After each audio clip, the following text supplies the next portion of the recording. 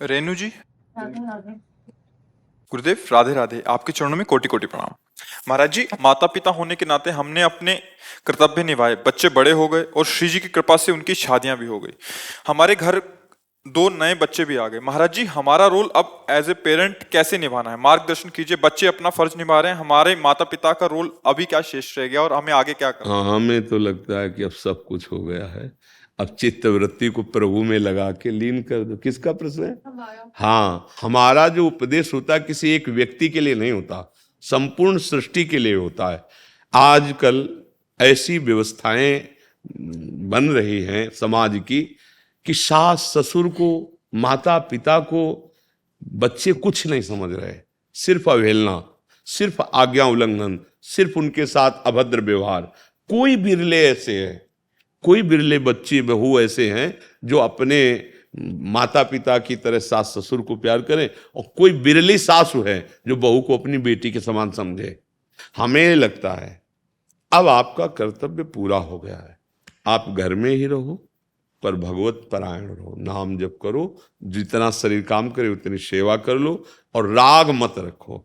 अब अपने परिवार को, अपने बेटों को, बच्चों को प्रभु को समर्पित भाव से कि नाथ यहाँ तक हमारी सेवा व्यवहार की थी, अब हम यहाँ विरक्त भाव से रहेंगे। घर में विरक्त होके रहना ये बाहर से विरक्ति से ज्यादा कठिन है। नहीं ना, बाहर तो मान लो हमारे कोई है ही नहीं तो क्या चिंता, वहां है सब, पर उनसे चित्त हटा के प्रभु में लगाना। अगर ऐसा कर ले जाओ तो जो बड़े बड़े महात्माओं की गति होती वही गति हो जाएगी, क्योंकि गृहस्थ धर्म आपका पूर्ण होगा। अब जिसके पुत्र के पुत्र हो गए तो हो गया ना। अब तो बरबस राज सुत ही नृपदीना और हर हित आप गवल बल कीला। तो चलो नाव वृंदावन वास न करो, क्योंकि वन में सर्वश्रेष्ठ वन वृंदावन है। कहीं एक कोठरी में वास करते हुए दोनों प्रिया प्रीतम की आराधना करें और यहीं शरीर छूट जाए तो परम पद मिल जाए। पर ऐसा हम आदेश नहीं कर रहे, एक है रास्ता। अगर ऐसा नहीं है तो घर में रहकर अब भजन की तरफ चित्तवृत्ति लगाओ, क्योंकि गृहस्थ धर्म पूरा हुआ। ये चौथी जो अवस्था कही जाती है ये भगवत प्राप्ति के लिए ही है। हो गए, बहुत लीलाएं हो गई। जिससे प्यार करोगे अब वही तुम्हारी अंतिम गति बिगाड़ेगा। श्रुत बनितादि जान स्वार्थरत ना करु नेह सभी ते, अंत ही तो ही तजेंगे पामर तू न तजे अबही ते। जब तक तुम्हारा शरीर काम कर रहा है तब तक तुम्हें प्यार है, और जिस दिन शरीर की स्थिति तुम्हारी ऐसी हुई उठने लायक नहीं, उस दिन तुम हमें बताना कि क्या तुम्हें कौन प्यार कर रहा है, किस कोट से कर रहा है। स्वार्थ का व्यापार है। आपका धर्म यहां तक था, पूरा हो गया। अब आप निरपेक्ष होकर अगर घर में दोनों और भजन परायण तो भगवत प्राप्ति पक्की। अच्छा, भजन न करोगे तो पूरा संसार क्या, पशु पक्षी भी अपने बच्चे पैदा करते हैं, उनका पालन पोषण करते हैं, उनके लिए शिकार करते हैं, मुख मिलाते हैं, उनके डालते हैं उनके राग में। पशु पक्षी भी तो सब वैसे ही हैं जैसे आप कर रहे हो भाई। निद्रा, भय, आहार, मैथुन, मोह, ये सब सब जीवों के अंतर्गत है। देखो, एक बात नहीं है, वो भजन नहीं कर सकते भगवान का। आप विवेक के द्वारा राग का त्याग करके भजन करके परम पद प्राप्त कर सकते हैं। हमारी राय, नारद सिख जे सुनई नर नारी, अवश्य भवन तज होए भिखारी।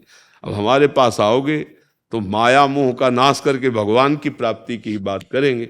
हाँ, अगर अब ये कहें कि हम, तो इनको उपदेश ऐसा नहीं कहें, इनको कहेंगे आपका परम कर्तव्य, जैसे आपके माता पिता ने आपको इस योग्य बनाया, ऐसे पहले बच्चों को बनाओ, बीच बीच में नाम जप करते रहो। आपका ये परम कर्तव्य। जैसे आपने बताया कि सब हो गया, वो अपने अपने कार्य में लगे हैं, उनके भी बच्चे हो गए, बहु। अब आपको चाहिए सच्चिदानंद भगवान की प्राप्ति। अब ना संभल पाओ तो फिर पुनरपि जननम, फिर आगे जन्म हो जाएगा। क्योंकि जहां राग होता है वहीं, देखो अजामिल का राग बच्चे पे था, पर बात इसलिए बन गई कि बच्चे का नाम नारायण रख दिया। नारायण, सब काम बल गया, राग ने काम बना दिया। बच्चे के प्रति राग था वैसा। अब जैसे घर के प्रति राग हो, तो ये हमने कमा के, ये हमने बनाया, तो उसी में फिर जब शरीर ऐसे ऐसे बहुत बड़ी दुर्गति है जीव की, जीव की बड़ी दुर्गति है भैया। इसीलिए हम कर्तव्य को भजन माने। जैसे एक माई ने बताया, अब इसका कर्तव्य था। अब जो श्वासें बची हैं, ईमानदारी से अगर राधा राधा राधा राधा, तो वो काम बन जाए जिसलिए हम आए हैं। साधन धाम मोक्ष कर द्वारा, ये मनुष्य दे भगवत प्राप्ति के लिए, परमानंद की प्राप्ति के लिए। अब इसके बाद हमें मनुष्य देह मिलेगी, गारंटी तो नहीं है ना। अगर बिगड़ गई बात तो कोई, देखो हिरन के बच्चा में प्रेम कर लिया और ध्यान मरते समय हिरन का रहा, तो हिरन बन गए जड़ भरत जी। भागवत में है ना प्रसंग। हम लोगों के तो हिरन के केवल, उनके तो एक अपने भगवान के ध्यान के लिए पत्नी पुत्र राजमहल परिवार सब छोड़ दिया, फंस गए एक हिरन के बच्चे में। और अपने लोग तो कितनी जगह आसक्त किए हैं, तो क्या बनना पड़ेगा। बहुत सावधान। हम ये नहीं कह रहे कि बाबा जी बनना कोई खेल भी नहीं है। भोगों की जो आकर्षण वृत्ति आप लोग देखो कैसा मन तुम्हारा करता है, लेकिन नाम के द्वारा, भजन के द्वारा, ज्ञान के द्वारा उसे भस्म करके फिर आगे ऐसी ऊंचाई पर जहां काम क्रोध छू न पाए, वो स्पर्श भी न कर सके। बहुत कठिन मार्ग है, तभी कोई बिरला चल पाता है, नहीं तो चला और फिसल करके फिर उसी वो भेष वही रहेगा, खेल वही हो जाएगी। तो इसलिए गड़बड़ हो जाता है। गृहस्थी में रहकर बहुत बढ़िया भगवत प्राप्ति हो सकती है। एक पत्नी व्रत या एक पति व्रत, धर्म पूर्वक मेहनत करके कमाओ, आए हुए अतिथियों का, या किसी को अत्यंत आवश्यक, देखा कोई बीमार तड़प रहा है, 10 रुपया लगा के उसकी औषधि और नाम जप, और अपने परिवार को भगवान प्रदत्त मानो कि भगवान ने दिया है।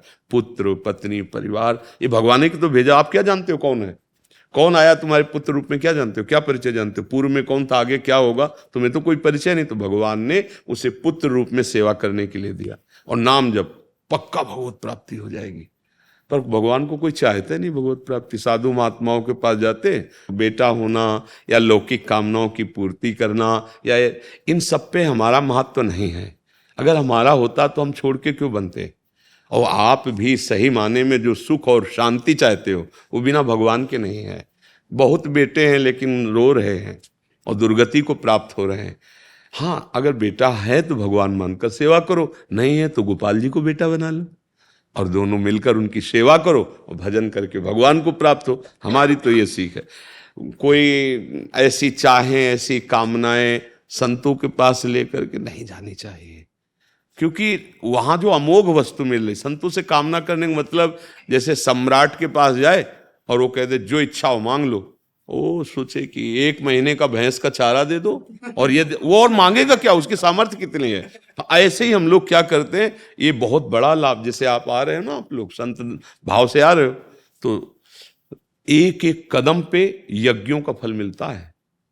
संत दरस को चालिए तज माया अभिमान, ज्यो ज्यो पग आगे पर है कोटिन यज्ञ से। तो अब इतनी मतलब अमूल्य वस्तु जो तुम्हें मिल रही, उसको कामनाओं में कोई कहे या हम आपके दर्शन करने आए, हमको ये विजय मिल गई या ये लाभ, ये तो बहुत छोटी बात है। हम तो तुम्हें माया पर विजय प्राप्त करने की बात कर रहे हैं। काम क्रोध लोभ पर विजय जो कभी नहीं प्राप्त कर सकते, वो बात है। सत्संगति का तात्पर्य भगवत प्राप्ति, संतों के संग का मतलब भगवान की शरणागति। तो अब ये बातें तो कम समझ में आती लोगों को। ये समझ में आती कि सिद्ध है, वहां जाएंगे तो ये हमारी बात बन जाएगी, कामना पूर्ति हो जाएगी। तो प्रायः लोगों का ऐसा नहीं। संत संग भगवान के प्रेम रंग में रंगने के लिए है। हमें लगता है यहाँ अगर आए कोई तो सुधारने के लिए ही आवे। आचरण सुधार लो, मन की वृत्ति सुधार लो, तो बिना मांगे सुख आपको मिलता रहेगा। अन मांगे, स्वामी हरिदास जी कहते हैं, अन मांगे आगे आवेगो ज्यो पल लागे पल को। जैसे पलक बिना प्रयास के झपकती रहती है, ऐसे ही तुम्हें सुख लिपट जाएगा तुम्हारे चरणों में, क्योंकि तुमने सुख सिंधु का आश्रय ले लिया। अब भगवान का आश्रय न लो, बुरे आचरण करो तो सुख मांगने से थोड़ी मिल जाएगा। चाहे जहां जाओ, आचरण किया है वो तुम्हें दंड दे के रहेगा। इसलिए हमारी प्रार्थना है कि अब आपका समय अधिक से अधिक भजन में जाना चाहिए, और इसी से जीवन की सार्थकता होगी। आपके लौकिक धर्म की पूर्ति हो गई, अब परम धर्म की पूर्ति। बिना भगवान की प्राप्ति के आवागमन नहीं रुकेगा, और ये केवल मनुष्य शरीर में ही होता है। इसलिए अब न चुको, जितनी श्वासें उतने में भगवत प्राप्ति हो जाएगी। राधा राधा राधा राधा राधा, जो नाम प्रिय है बस वही नाम जपो।